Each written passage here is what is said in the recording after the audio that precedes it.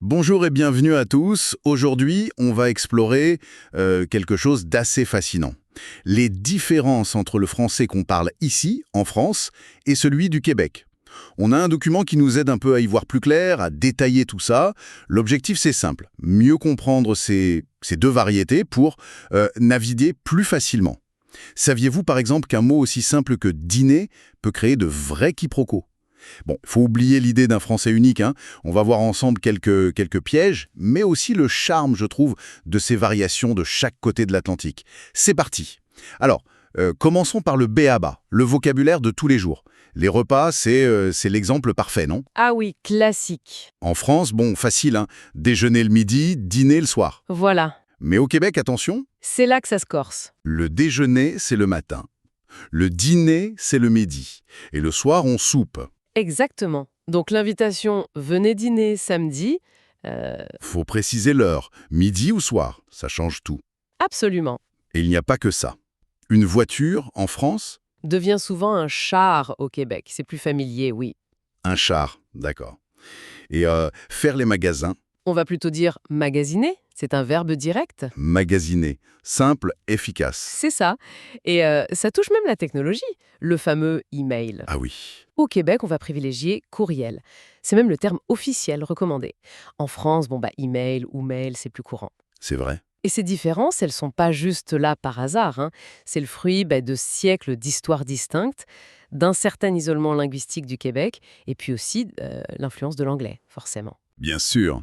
Comprendre ça, je pense, ça enrichit vraiment notre vision de la langue. C'est vivant. Tout à fait. Courriel, finalement, ça sonne très français, quelque part. Oui, paradoxalement. Et les accents, alors? Ça, c'est souvent la première chose qu'on remarque. Mhm. On dit souvent que l'accent québécois est plus nasal, peut-être un peu chantant. C'est une description fréquente, oui. Plus nasale, une intonation qui peut monter en fin de phrase, et des voyelles qui peuvent être, disons, allongées. Comme dans père, qui sonnerait un peu par. Par exemple, oui. Ou fête, qui peut tirer vers fate. Et puis des sons caractéristiques. Le T devant U ou I, qui peut prendre un son un peu afriqué, comme tsu pour tu. Ah oui, le fameux tsu. Ou t qui peut faire tse. Exactement. Ces aspects phonétiques, ajoutés à un rythme qui peut sembler différent, plus marqué parfois, Mhm.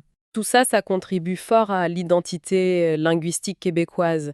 C'est pas juste des mots, c'est une musique. Une musique, j'aime bien l'image. Et côté grammaire, est-ce qu'il y a des choses qui changent aussi? On m'a dit que le tutoiement était plus facile au Québec. C'est très juste, oui. Le tu est beaucoup plus répandu dans les interactions, même informelles avec des inconnus. Ah ouais, Là où en France, on sortirait plus naturellement le vous de politesse. Demander tu veux un café à quelqu'un qu'on ne connaît pas dans un commerce, c'est courant au Québec. d'accord, ça peut surprendre au début. Ça peut. Et puis, il y a des contractions très fréquentes à l'oral, comme chu pour je suis. Je suis fatigué. Voilà. Ou le fameux yai pour il. Yai fait fret. Ah, fret, ça veut dire quoi exactement? Ça veut dire qu'il fait très froid. Fret, c'est vraiment le mot québécois pour un froid intense, mordant. D'accord, y fait fret, je retiens. Et puis, il y a aussi des tournures qui peuvent sembler un peu anciennes pour une oreille française, ou parfois des structures un peu calquées sur l'anglais, discrètement. C'est intéressant. Et ce petit mot-là qu'on entend souvent à la fin des phrases, Ah oui, le la emphatique. c'est ça. C'est très typique, oui.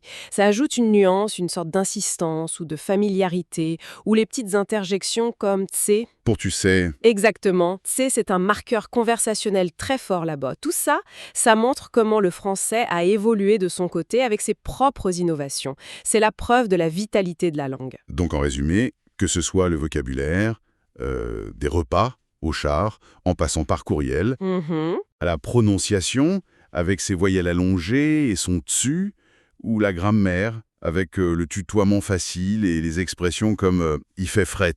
Oui, Et les différences sont quand même nombreuses et assez révélatrices. C'est utile de les connaître, je pense. tout à fait. Et ça nous amène peut-être à une réflexion un peu plus large, non?